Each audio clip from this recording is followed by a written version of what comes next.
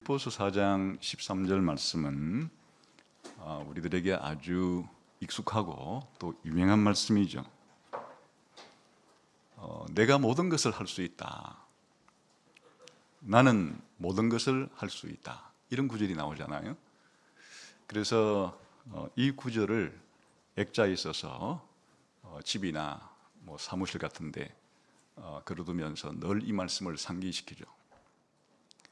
학생들은 입시를 앞두고 난 붙을 수 있어 이렇게 확신을 얻기도 하고, 또 직장에 다니시는 분들이라면 나는 승진할 수 있어, 혹은 취업 준비하는 분이라면 나는 취업할 수 있어, 혹은 사업을 하는 분이라면 사업이 잘 될 거야, 성공할 거야. 아무튼 이 나는 할 수 있다, 내가 모든 것을 할 수 있다, 이 말씀을 문맥이 없이 이렇게 받아들여서 성공하거나 성취를 이루거나, 아니면 내가 믿음만 있으면 부자가 될 수 있어, 내가 믿음만 있으면 나는 건강해질 수 있어, 이런 식으로 신자로서 나의 건강과 부를 약속해주는 이런 말씀처럼 이것을 사용하는 경우가 많이 있습니다. 그런데 이것은 잘못된 성경에 대한 해석입니다. 오히려 나는 할 수 있다, 나는 모든 것을 할 수 있다, 이 말은 11절, 12절, 13절 이게 하나의 연관된 구절들이기 때문에 11절, 12절에 비추어서 이 구절을 해석해야 되는 것이에요. 그러니까 11절을 한번 읽어보겠습니다. 시작. 내가 궁핍함으로 말하는 것이 아니니라. 어떠한 형편이든지 나는 자족하기를 배웠다. 여기 나는 어떤 형편이든지 자족하기를 배웠다. 그 자족할 수 있는 능력이 있다는 뜻이죠. 어떤 형편이든지 나는 자족할 수 있는 능력이 있다, 이 말이란 뜻이에요. 그럼 어떤 형편이든지라고 하는 것을 조금 더 이제 12절에서는 부연 설명을 해주고 있죠. 시작. 나는 비천에 처할 줄도 알고 풍부에 처할 줄도 알아. 모든 일 곧 배부름과 배고픔과 풍부와 궁핍에도 처할 줄 아는 일체의 비결을 배웠다. 그 어떤 형편이라는 것이 양극단적인 형편, 배가 고플 때도 배가 부를 때도, 가난할 때도 부유할 때도 내가 이 마음의 기쁨과 평정을 잃지 않고 그렇게 지낼 수 있는 능력, 이런 능력을 나는 배웠고 이런 비결을 가지고 있고, 이런 의미에서 어떤 형편과 처지와 환경이든지 간에 그런 것에 좌우되지 않고 구애되지 않고 나는 하나님을 믿는 믿음 안에서 이런 마음의 평정 상태를, 마음의 평화 상태를, 기쁨을 누리는 상태를, 감사하는 생활 자체를 그렇게 유지할 수 있고 잘 해낼 수 있다. 그런 의미에서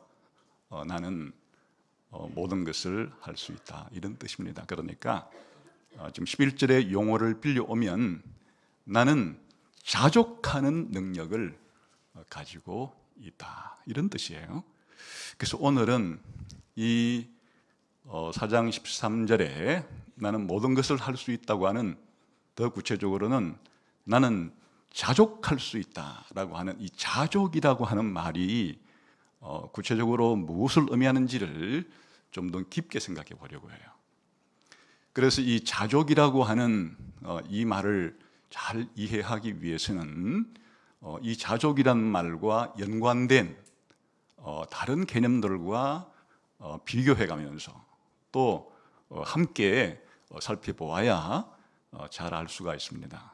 그래서 자족과 만족의 차이는 어떤 차이가 있는가 라는 것을 살펴볼 것이고, 두 번째는 이 자족한다는 것과 절제한다는 것은 무슨 관계가 있을까?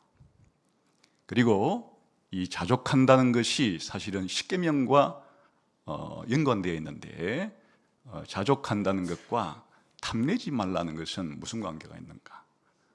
그리고 이 자족한다는 것과 반대에 있는 불평한다는 것 사이에 이런 관계들을 살펴보면서 기독교인으로서 자족한다는 것이 무엇을 의미하는지를 좀 더 상세하게 구체적으로 살펴보려고 합니다. 우선 나는 자족하는 법을 배웠다 하는 말은 나는 만족하는 법을 배웠다, 나는 어떤 형편이든지 만족한다 하는 말이 아니에요. 그 만족이라는 말과 자족이라는 말은 근본적으로 차이가 있는 것이에요. 만족이라고 하는 것은 무엇인가 하니까 내가 원하는 어떤 욕망이 있어요. 또 내가 필요로 하는 어떤 필요가 있는데 그것이 객관적으로 다 충족이 된 것을 만족이라고 불러요. 쉽게 말하면 내가 목이 말라요. 그래서 내가 이 목마름을 해결하기를 원해요. 그런데 물을 충분히 마셔서 내 목마름이라고 하는 이런 결핍이 다 이제 해소가 되고 목이 마르다고 하는 이것의 욕구가 다 충족이 된 그런 상태, 그런 상태를 만족이라 그래 부르는 거예요. 배고픔도 마찬가지예요. 배고픔은 일종의 결핍이잖아요. 그래서 먹기를 원해요. 그래서 이 만족이라는 것은 아주 배가 그냥 뭐 터지기까지는 아닐지라도 어떤 충분히 먹어가지고 이제 한 숟가락도 더 먹고 싶은 생각이 들지 않을 정도로 배고픔의 상태가 완전히 이렇게 해결된 상태, 그런 배고픔의 욕구가 충족된 그런 객관적인 그런 상태를 만족이라 이래 부르는 것이에요. 그러나 이 자족이라고 하는 것은 만족이 아니에요. 자족이라는 것은 여전히 지금 목이 말라요. 그런데 당장 벌컥벌컥 마셔서 목마름을 해결할 수 있는 물이 없어요. 여전히 지금 목이 마른 상태예요. 그런데 지금 이런 환경 속에서 내가 좀 목이 마른 것 정도는 그래도 참아낼 수 있지. 그래서 목이 말라서 죽지는 않은 상태니까 이 상태에 대해서 불평하지 않고 내가 그걸 수용하고 받아들이면서 이 상태를 내가 잘 견딜 수 있는 그런 상태를 자족이라고 부르는 거예요. 그러니까 만족은 객관적으로 나의 욕구와 욕망이 완전하게 충족이 되어서 더 이상 결핍이 없게 된 상태를 만족이라 부르는 거고, 자족이라는 것은 객관적으로는 여전히 나의 욕구가 욕망이 충족이 안 된 상태예요. 결핍도 여전히 있는 상태예요.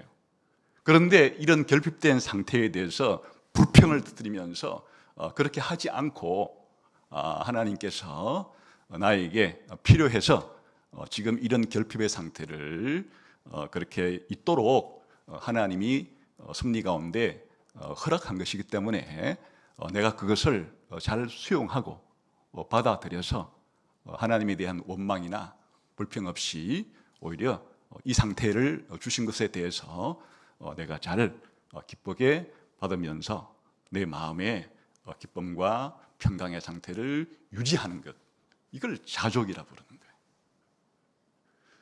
거예요. 그렇기 때문에 우리가 지금 이 세상에서 추구하는 것은 내가 무엇인가를 갈망할 때, 나에게 무엇인가가 결핍되어 있을 때 이것을 100% 완전하게 완벽하게 다 충족이 되어서 더 이상 갈망이 사라지고 더 이상 핍절하고 결핍된 상태가 없는 완전하게 채워진 그런 상태를 추구하는 것이 아니라, 우리가 이 땅을 살아갈 때 아직은 이런 나의 바라는 소원이 다 이루어지지 않은 상태에 있고, 그렇기 때문에 뭔가가 지금 내게 부족한 결핍된 상태가 있긴 하지만은 이것에 굴하지 않고 다 하나님이 뜻이 계셔서 나에게 이것을 허락한 것이고 나에게 이런 일들을 겪게 한 것이니까 불평하지 않고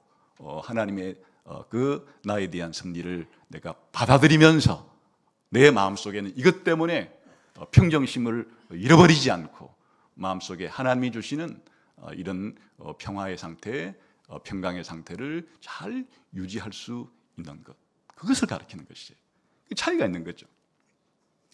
그래서 여기서 우리가 이제 한 가지 중요한 사실은 하나님께서 우리에게 건강을 주시는 거라든지 또 남자와 여자로 만들었기 때문에 일정한 나이가 되면 결혼하게 해주시는 거라든지 또 우리가 이 땅을 살아가자면 적당한 정도의 그런 재력은 있어야 되기 때문에 그런 우리가 살아가는 데 필요한 만큼의 그런 부가 있는 이런 것들은 하나님 주신 좋은 것들이잖아요.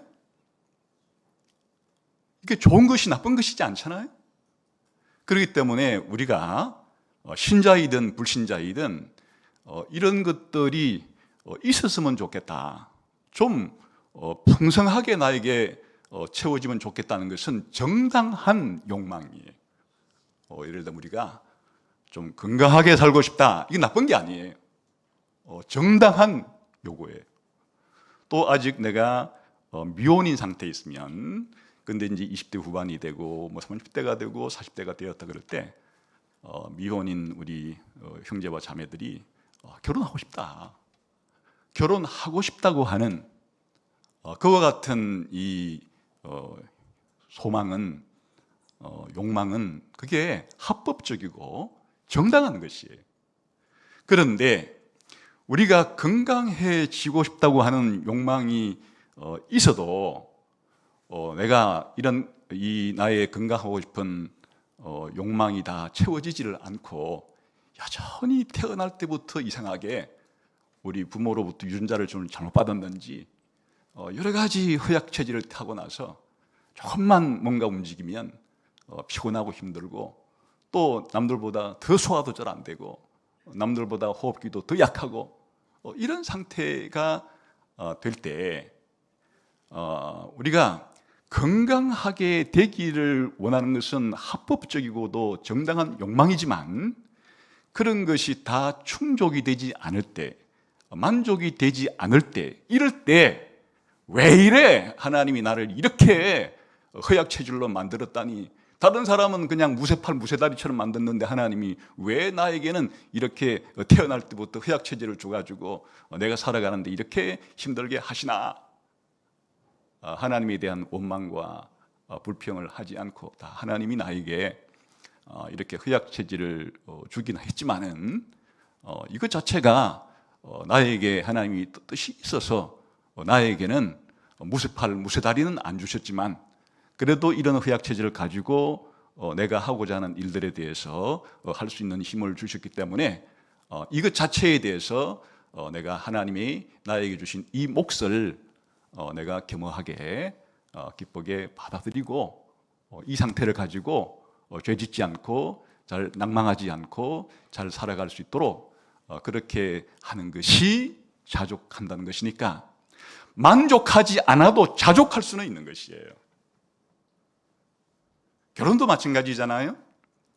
우리가 때가 되면 독신의 은사를 받아서 독신으로 살아야 되겠다고 하는 몇몇 소수의 사람들이 있을 수는 있습니다. 그런 분들은 예외로 친다면 하나님께서 우리 모두에게 어느 정도의 시간이 되면 그래도 결혼하고 싶다라고 하는 그런 소원을 주었기 때문에 손도 보고 또 소개도 받고 또 자기가 할 수 있는 적극적으로 그렇게 사람을 만나기 위해서 노력을 하는 것은 지극히 정상적이고 합법적인 그런 욕망이에요. 그렇게 해야 하는 것이에요. 그런데 그렇게 해도 웬일인지 나에게는 시간이 좀 지나고 30대가 되고 40대가 되었는데도 하나님께서 결혼할 배우자를 안 줄 수도 있잖아요. 그럴 때 만족된 상태는 아니에요. 만족이란 결혼하고 싶었기 때문에 결혼을 하는 게 내게 만족된 상태인데 아직 결혼이 이루어지지 않고 있기 때문에 약간은 불만족스러운 상태죠. 그렇다고 그 죄는 아니잖아요. 그렇지만 하나님께서 나에게 이렇게 내가 결혼을 하기를 원했지만은 결혼이 빨리 안 되는 것 자체도 하나님이 나에게 지금 섭리 가운데 허락하신 일인데 이것에도 뜻이 있겠지, 이렇게 받아들이고 현재 이 상태에, 미혼 상태에 대해서 원망하거나 불평하거나 하지를 않고 하나님이 때가 되면 뭐 그렇게 허락해 주실 것이고 지금 허락해 주지 않은 이 상태를 불평과 원망의 상태로 지나지는 않고 그래도 하나님의 이 나에게 허락한 이것 자체를 내가 기쁨으로 받아들이면서 내 마음속에 감사를 잃지 않고 평강 가운데 이렇게 지내는 것을 자족이라 그러는 거예요. 그러니까 결혼하고 싶은 미혼의 형제 자매들이 결혼까지 이루어져서 만족되지는 않았으나 아직도 만족되지 아니한, 충족되지 아니한 이 상태에서도 얼마든지 자족은 할 수 있다. 그러니까 만족과 자족은 차이가 있는 것이다, 그런 뜻이죠. 그래서 사실은 이 만족한 것과 자족한 것은 이런 욕구 혹은 욕망, 이게 정상적인 욕구와 정상적인 욕망을 가리키는 것이에요. 합법적인 이런 것들이 완전히 객관적으로 충족이 된 상태를 만족이라고 하고, 객관적으로는 충족되지 않았지만은 내 마음속에, 내 주관적으로 충족되지 아니한 아직도 결핍이 있는 이런 상태에 대해서 반응 자체를 내가 낙심하거나 날마하거나 좌절하거나 불평하거나 원망하지 않고 하나님께 대한 허락해 주신 이 상태에 대해서도 여전히 기뻐할 수 있고 감사할 수 있고 평안할 수 있는 이런 내 마음의 태도, 내 마음의 자세, 이거를 자족이라고 부르는 거예요. 사실은 하나님과 우리 인간 사이에 본질적인 차이가 이 만족과 자족에도 있습니다. 하나님은 영원 전부터 스스로 계시는 자존하시는 분이기 때문에 하나님은 모든 것을 다 완전하고도 완벽하게 충분히 가지고 계시는 복되신 분이기 때문에 유일하게 하나님만이 나는 완전히 만족하다, 이렇게 할 수 있는 분이에요. 그러니까 하나님께는 자족이 필요가 없어요. 하나님은 너무나 충만하시고 너무나 복되시고 너무나 모든 것들을 완전하게 완벽하게 가지고 계신 완벽한 분이시기 때문에, 다시 말하면 완전한 만족을 가지고 계시는 분이기 때문에 하나님께는 자족이라는 게 있을 수가 없는 것이에요. 그러나 우리 인간은 하나님께서 우리를 창조했고 우리가 생명을 가지고 이 땅에 살아가는 데는 의존적이에요.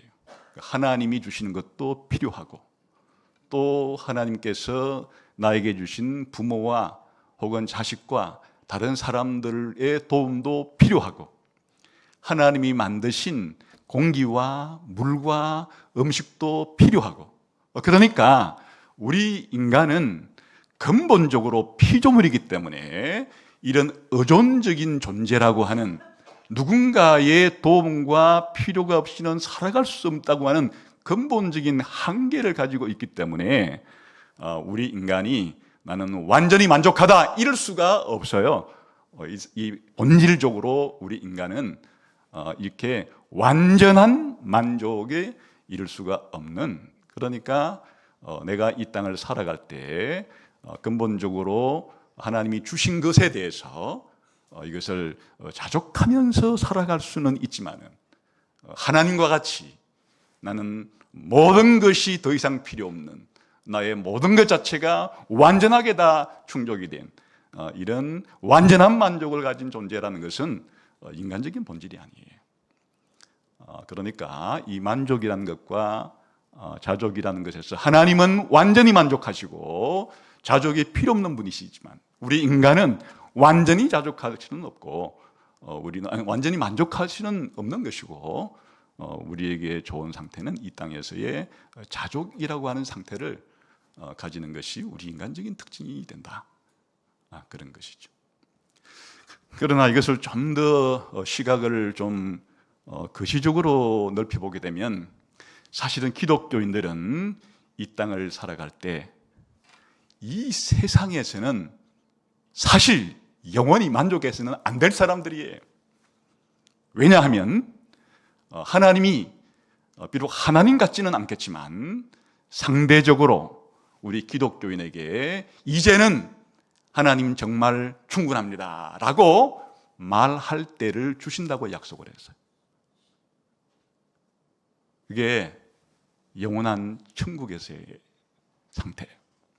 하나님은 우리에게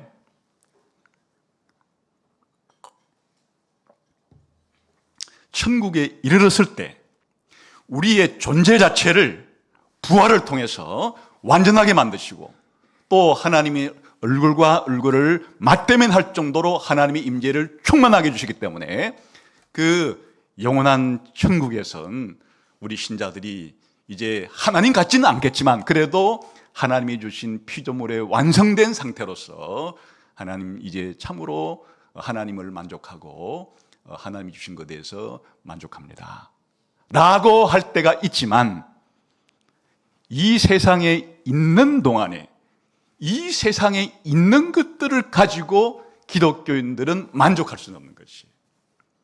그러니까 기독교인들은 이 세상에서 우리가 필요로 하는 우리가 결핍된 것들을 충족하는 아까 그런 좋은 것들이라 할지라도 그런 것들이 사실은 어느 정도 내가 건강도 남들에 비해서 좋고 또 여러 가지 가족 형편들도 하나님이 좋게 만들어 주었다 할지라도 이 세상에 있는 이런 것들을 가지고 기독교인들이 이 세상에서 아주 궁극적인 만족을 느끼지는 못해요.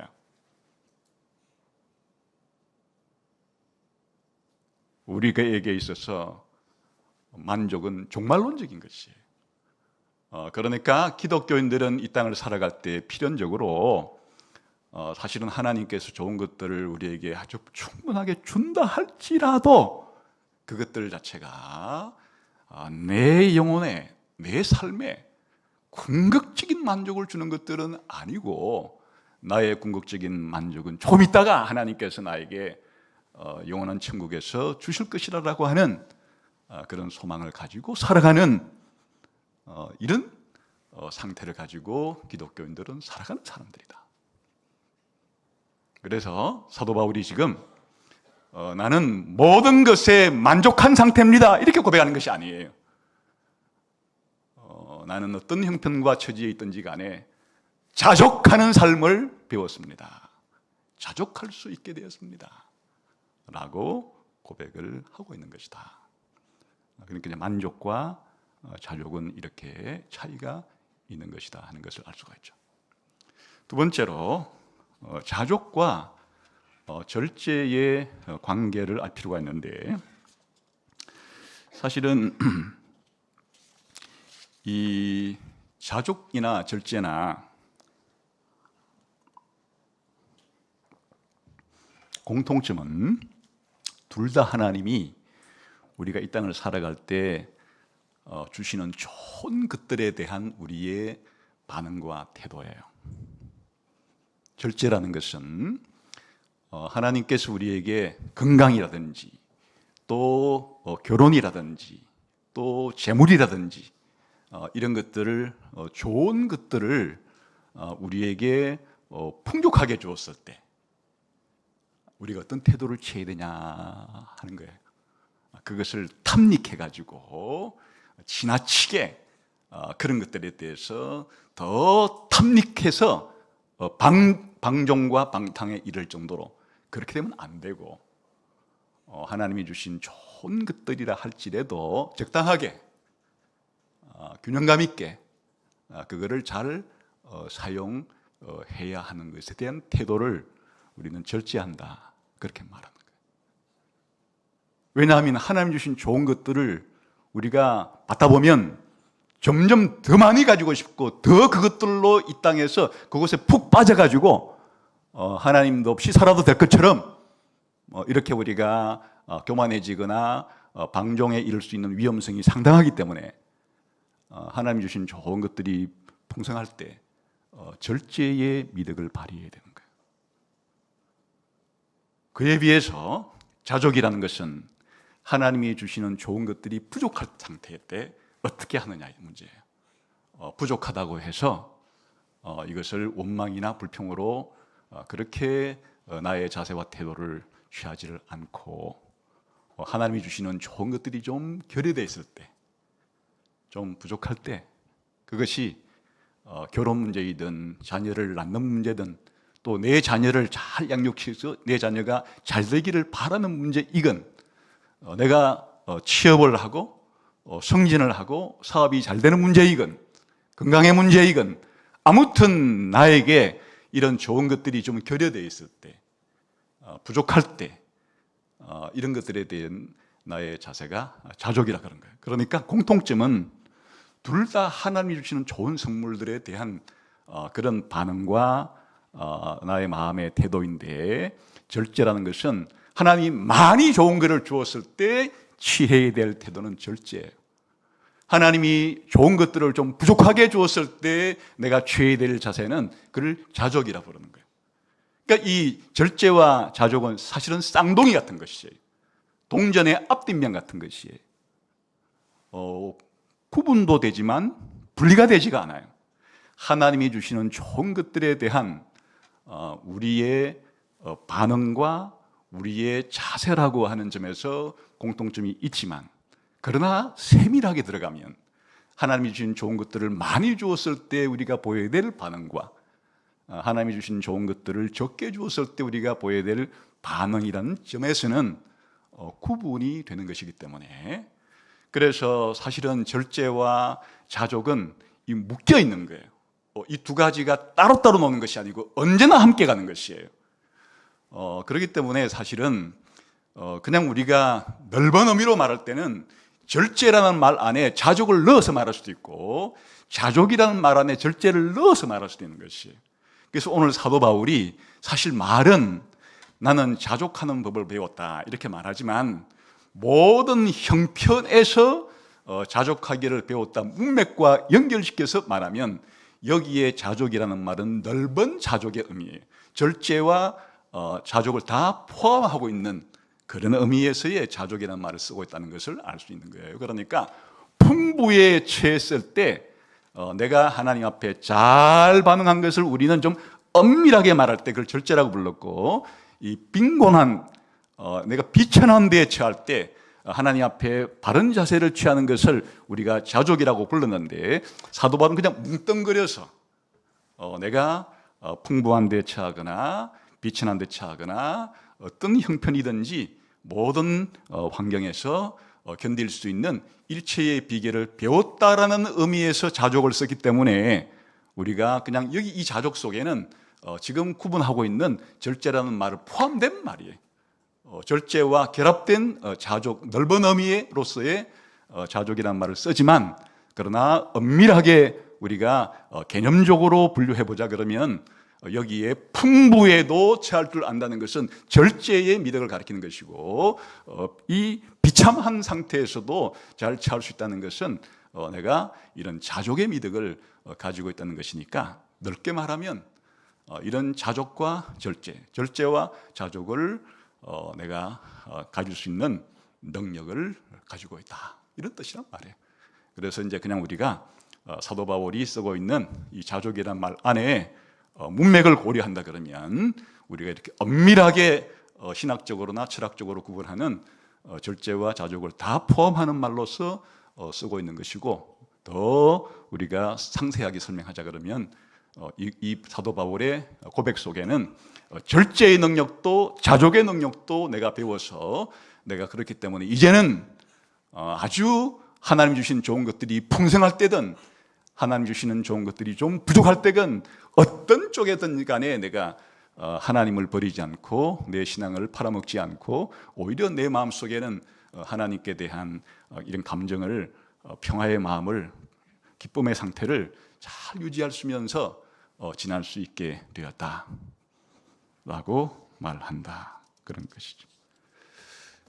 그러니까 일종의 이 절제와 자족이라고 하는 이 두 가지의 우리의 마음의 상태 자세는 우리 마음속에 있는 온도 조절기라고 생각해도 좋아요.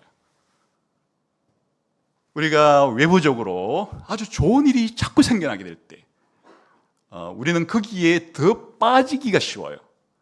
이거 이상한 거예요. 사실은 우리가 그 부자가 되면은 재산이 한 1억밖에 없을 때는 한 100억쯤 있으면 더 이상 돈은 없어도 되겠지 이렇게 생각하겠지 생각이 천만의 말씀. 이 세상에 있는 100억 가진 사람들한테 물어보세요. 이제 당신 100억이면 그냥 죽기 전까지 더 이상 돈 생각은 안 해도 얼마든지 만족합니까? 천만의 말씀. 이게 1000억짜리 1조짜리 10조 100조 1000조 가진 사람들이 있는데 저보고 요 100조로 만족하라고요? 그럴 수 없죠. 100억으로 만족하라고요? 그럴 수 없죠. 이게 우리 사람이 가지고 있는 그런 욕망의 크기이기 때문에 그래서 쉽게 우리가 그런 좋은 것이 있을 때 자꾸 그것을 더 가지고 싶고 마음속에 온도가 자꾸 올라가 버리는 거예요. 그러면 더워서 살 수가 없죠. 그 온도 조절기 냉방장치를 가동해가지고 좀 식혀야 되는 거예요.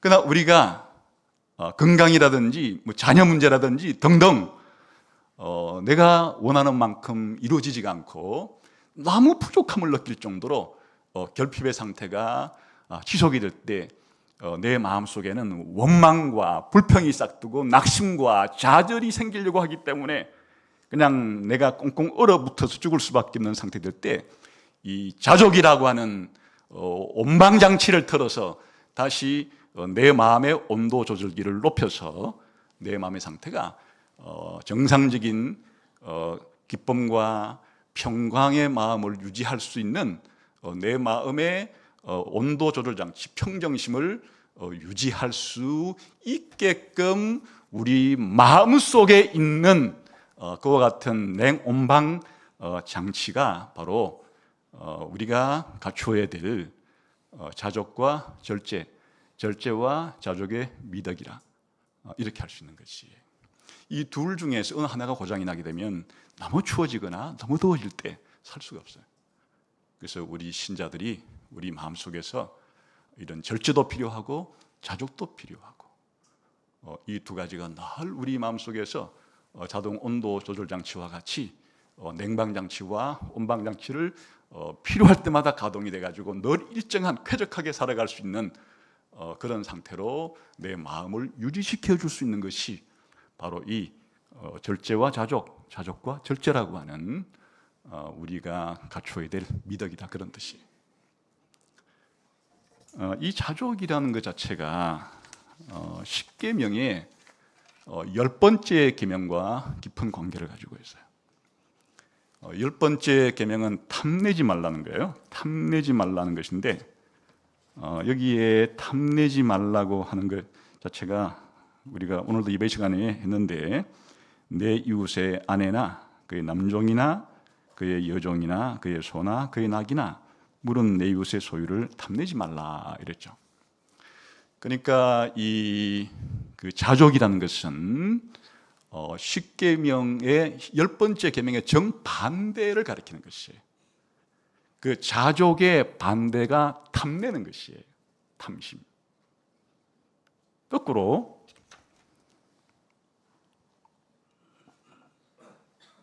십계명은 탐내지 말라. 이게 부정적인 형식으로 명령했지만 그거를 긍정의 형식으로 바꾸게 되면 어떻게 표현할 수 있는 겁니까? 자족하라 이렇게 되는 거예요. 자족하라를 부정적인 형식으로 바꾸면 탐내지 말라 이렇게 되는 것이.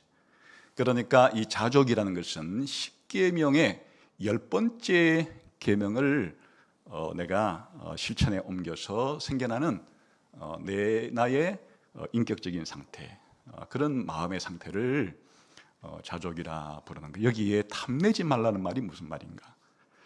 탐내지 말라는 것은 이 탐심을 가지지 말란 말인데 탐욕이라는 것과는 달라요.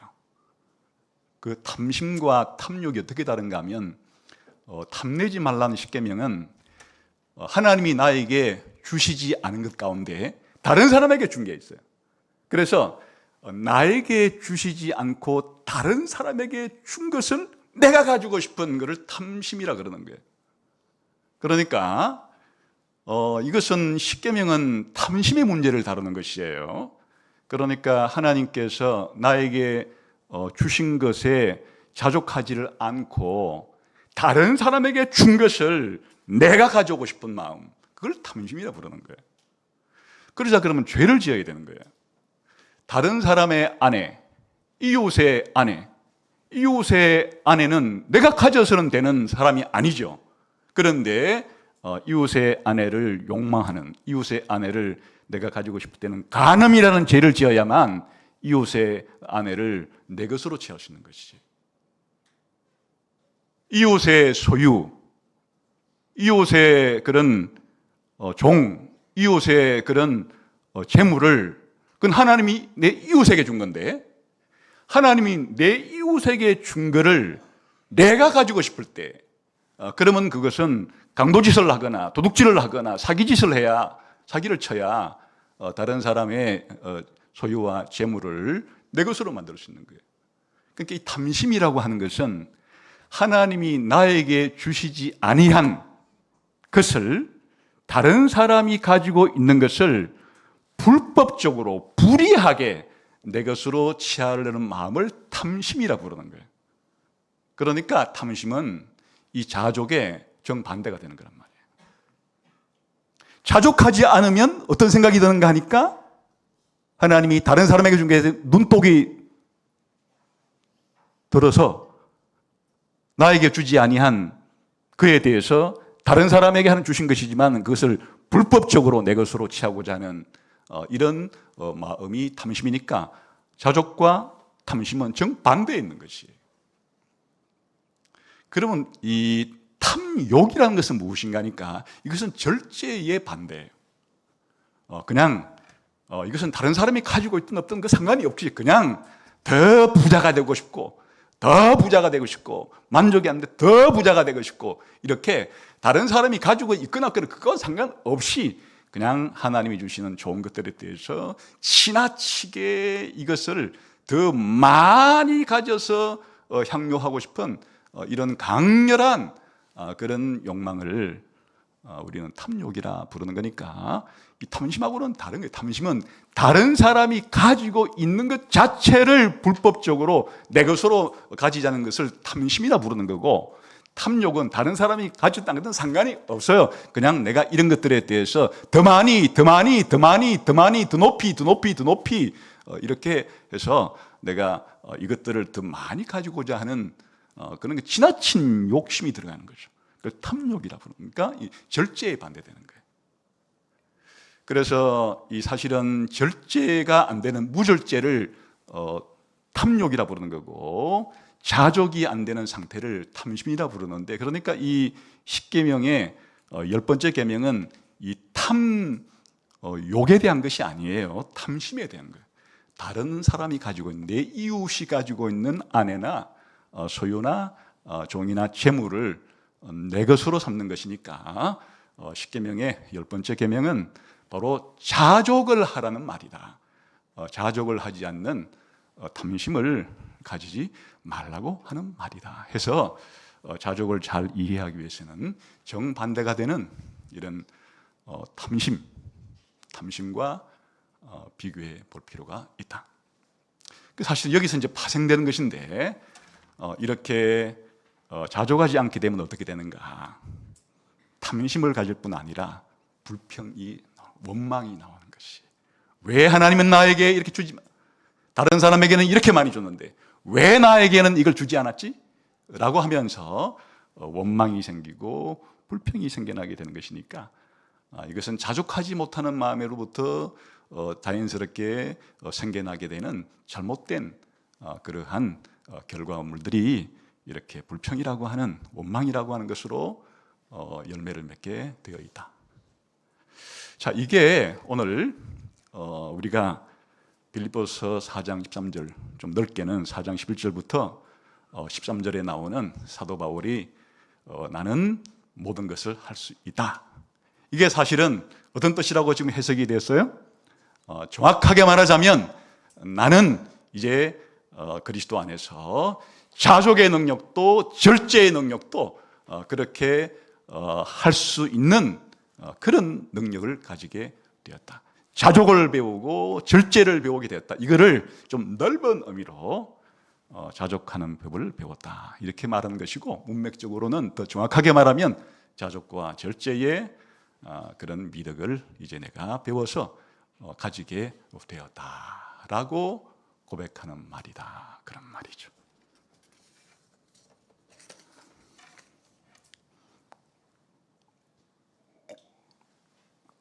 그렇다면 우리 기독교인이 이 땅에 살아갈 때 정말 필요한 그런 우리 마음의 태도와 자세, 일명 마음의 습관, 또 미덕이라 그러기도 하는데요. 이것들을 우리가 이렇게 자족의 능력을 가질 필요가 있다. 그리고 더 넓게 말하면 자족과 절제의 이런 자세를 가지고 살아갈 필요가 있겠다. 그런 것인데, 이런 눈으로 우리가 살아가고 있는 우리 한국 사회를 바라보게 되면 이 한국 사회가 오늘의 한국 문화 속에서 우리 많은 한국인들이 이런 의미에 꼭 하나님을 안 믿더라도 기본적으로 한 인간으로서 그렇게 아주 풍요로운 것이 있을 때 좀 절제하고자 하는 자세를 가지고 있는가? 또 뭔가 좀 자기에게 부족한 느낌이 들 때 그걸 불평하지 않고 그것을 자족하고자 하는 태도를 가지고 있는가? 정반대예요. 완전히 반대의 길로 가고 있는 거예요. 사실은 같은 타락한 인류 사회이기는 해도 하나님께서 우리 인간의 하나님 형상됨을 완전히 100% 가져가지는 않고 또 하나님의 일반 은혜를 주시기 때문에 사실은 고대에는 동양이든 서양이든 기본적으로 이것을 미덕으로는 여겼어요. 기본적으로 이렇게 풍요에 대한 어느 정도의 좀 중용을 이루어야지, 절제가 필요해. 그리고 좀 부족한 것은 좀 견디고 그거를 수용할 수 있는 그런 능력도 우리 사람들에게는 살아가는데 필요해. 그래서 사도 바울이 편지를 쓰는 고대의 그리스 로마 사회, 헬레니즘 철학 가운데서도 이런 절제와 자족은 우리 인간이 인간답게 살아가는 데 필요한 좋은 덕이라고, 그렇게 미덕이라고 여겼어요. 동양도 마찬가지죠. 예를 들자 그러면 유교 같은 곳에 안빈낙도를 추구했는데, 안빈이라는 말이 비천하고 가난한 상태에 있을 때도 마음의 평안함을 유지할 수 있는 것을 좋은 미덕으로 알았던 거예요. 안빈의 미덕. 그러니까 고대인들이 살아갈 때 사람이란 이 땅에 살아갈 때 그런 넓게 말하면 이런 절제와 자족이라고 하는 이런 것은 우리가 사람들이 살아가는데 어느 정도 필요한 중요한 가치들이고, 또 우리가 반드시 그런 것을 우리의 삶으로 실천에 옮겨야 될 그런 미덕들이야, 이렇게 했는데 오늘날은 이런 것들이 뒤집어져서 한국 사회에서는 절제가 사라지고 자족이 사라지는 이런 현상들이 사회의 곳곳에서 그렇게 드러나고 있죠. 절제의 반대말이 탐욕이라 그랬는데 탐욕이 아주 극심해요. 그래서 물질적인 이 풍요 자체를 절대화해요. 그냥 사람들을 가치 매김할 때 그냥 부자 순으로 그렇게 사람의 가치를 높게 평가하는 이런 풍토가 만연되어 있어요. 그 사람이 얼마나 풍요 속에도 절제할 수 있는가를 그 사람의 고귀한 인격적인 가치로 여기는 게 아니라 얼마나 부자인가, 얼마나 큰 아파트에 사는가, 얼마나 좋은 차 타고 다니는가 하는 것으로 사람의 계급을 매기는 정도로 완전히 탐욕에 찌든 사회가 되어버렸어요. 그러니까 이 탐욕은 그대로 과소비로 이어지게 되죠. 명품 소비로 이어지게 되죠. 할 수만 있다면 명품 소비하는 것이 인생을 성공한 것처럼 그렇게 취급이 되는, 이게 탐욕이 사회를 지배하고 있는 그런 현상이기 때문에 생겨나는 거란 말이죠. 야망이 커서 자기가 하는 일들에 대해서 성취하고자 하는 욕구가 지나치게 높아요. 그러니까 이런 입학시험이든 입사시험이든 회사 생활이든지 간에 그야말로 무한 경쟁 속에서 이렇게 뭔가를 눈에 과시적으로 성취한 업적을 이루어야만 내가 헛살지 않았다고 생각하고, 내가 한 일이 그렇게 다른 사람 보기에 미미하거나 그럴 때는 실패자라고 하는 이런 생각들조차도 이게 너무나 이런 그 절제의 미덕을 상실한 상태라고도 볼 수 있겠고, 이게 이제 허영심을 북돋워 주게 되는 거예요. 그러니까 요즘은 특히나 SNS 때문에 자꾸 그냥 다른 사람들이 어떻게 사나, 다른 사람 뭐 먹었나, 어디 돌아다녔나, 이게 자꾸 뜨니까 그거를 이렇게 비교하다 보면은 이 허영심만 커져가지고는 뭔가 조금만 있으면 자기가 좋은 거 먹었으면 자기 혼자 입 닫고 있으면 되는, 그걸 왜 그렇게 까발려가지고 이런 것도 맛있는 거 먹었다고 이렇게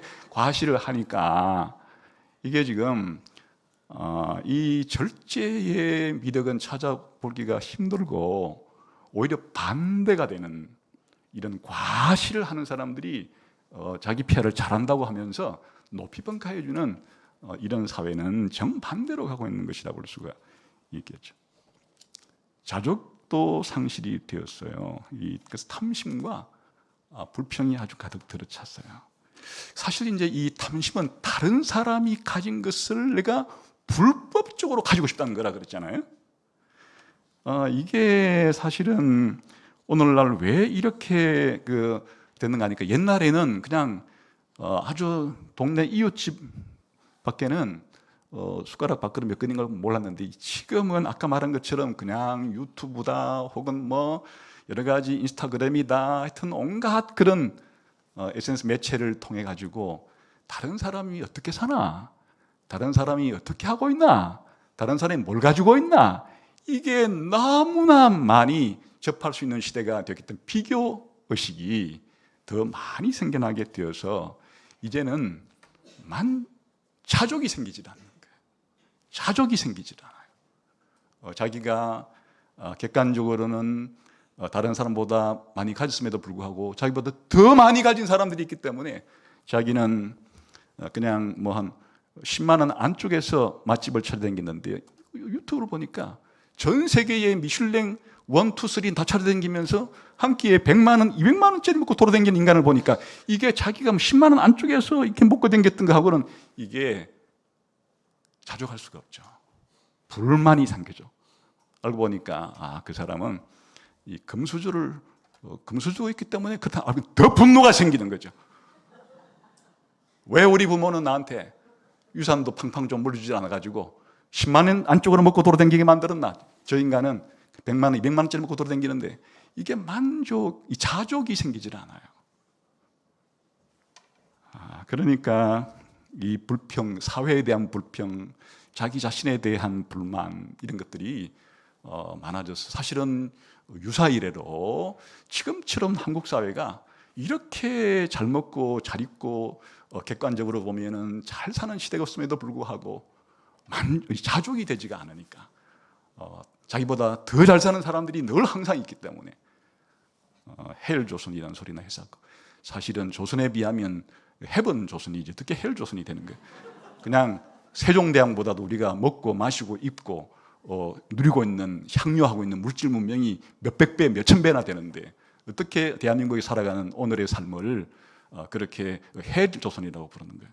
그거는 자기보다 더 잘 사는 사람, 더 누린 사람을 보니까 자기는 상대적으로 박탈감을 느껴서 그런 생각을 하게 되는 거란 말이죠. 그러니까 사실은 이 자족과 이 절제라고 하는 미덕은 꼭 기독교인에게만 있는 미덕, 좋은 인간적인 그런 성품은 아니고, 원래 하나님이 창조한 인간이라면 기독교인이 아니라 할지라도 이 땅을 살아갈 때 가져야 될 그런 좋은 그런 습관이고 마음의 자세이고 그런 미덕이어야 됨에도 불구하고 오늘날에는 세상이 많이 뒤집어졌기 때문에 이런 거를 미덕으로 취급하지를 않고 정반대를 좋게 여기는 이런 시대에 우리 기독교인들이 살고 있으니까, 우리 기독교인들이 정신을 제대로 안 차리면 알게 모르게 늘 듣고 보고 하는 것이 주일날 와서 설교 듣는 시간보다는 훨씬 이 세상에 이런 문화와 이런 풍토 속에서 그런 생각들을 자족과는 정반대의 길로, 이 절제와는 정반대의 길로 달려가는 게 마치 성공한 인생처럼 치부되는 영향을 받다 보면 우리 신자에게 마땅히 있어야 될 이런 자족 또한 절제, 이런 것이 심각하게 부족해져서 이 비리가 터졌다고 하면 기독교인들 나오면 오히려 우리 기독교인이라고 부르는 사람들이 이런 거를 더 열심히 자족과는 정반대로, 절제와는 정반대로 가서 온갖 그런 불신자들이 보기에도 민망할 정도의 그런 삶을 살아가는 사례들이 자꾸 등장하는 것은 우리 기독교인들이 이 땅을 살아갈 때 무엇을 중요시 여겨야 되느냐. 이제 구원의 은혜를 중요시 여기는 말할 것도 없지만은 이 땅을 살아갈 때 필요한 하나님 주시는 이런 일반 은혜에 대해서도 우리가 균형을 잘 맞추는 삶을 살아가는 것이 이게 기독교인으로서의 삶의 중요한 방식이기도 하다는 겁니다. 그러면 이제 어떻게 하면은 이런 자족의 능력을 내가 가질 수가 있을까요? 다음 시간에 상세하게 설명하도록. 오늘은 이 자족이라는 게 뭔가, 이게 만족이라는 것과는 어떻게 차이가 나고 또 절제와는 어떤 관계를 가지고 있고 10번째 계명인 탐심과는 어떤 관계가 있으며 이것이 우리가 불평하고 원망하는 것과는 어떤 관계인지를 살펴서 오늘 말씀을 정리하자. 그러면 우리가 이 땅을 살아갈 때 만족하지는 않아도 얼마든지 자족할 수는 있다는 것과, 그리고 우리가 이 땅을 살아갈 때 하나님이 좋은 것들을 많이 주었을 때 거기에 너무 홀라당 빠져버려 가지고는 정신을 차리지 못하고 점점 하나님도 없이 그것으로만 만족하는 그러한 우리가 이 무절제한 삶을 살아서도 안 되고, 또 하나님께서 뜻이 계셔서 현재 상태로서는 나에게 좀 부족한 상태를 허락한 것에 대해서 불평, 원망으로 반응하지 말고 우리가 하나님의 섭리를 겸허히 수용하면서 하나님이 다 뜻이 계셔서 나에게 이걸 허락한 것이니까 지금 당장 만족은 안 되더라도 하나님께 감사하고 기뻐하고 평강의 삶을 누릴 수 있어야 한다. 그리고 10계명의 10번째 계명처럼 이웃의 것, 내게 주지 아니한 다른 것들에 눈독을 들여서 불법적인 방법으로 취하려고는 절대 해서는 우리가 안 되는 것이고, 그리고 우리 생활 속에서 너무나 쉽게 빠져버리기 쉬운 그런 원망과 불평을 하게 되는 것도 자족이 부족하게 되면 그렇게 되는 것이므로 우리가 원망하지 않고 불평하지 않고 살아가는 것이 기독교인의 중요한 삶이기 때문에 우리가 이런 자족이 무엇인지를 알아서 사도 바울처럼 나는 자족하는 법을 배웠다. 나는 어떤 형편이든지 이런 자족하는 능력을 가지게 되었다. 이게 이제는 여러분의 고백이 되어지기를 주님의 이름으로 축원합니다. 기도하겠습니다.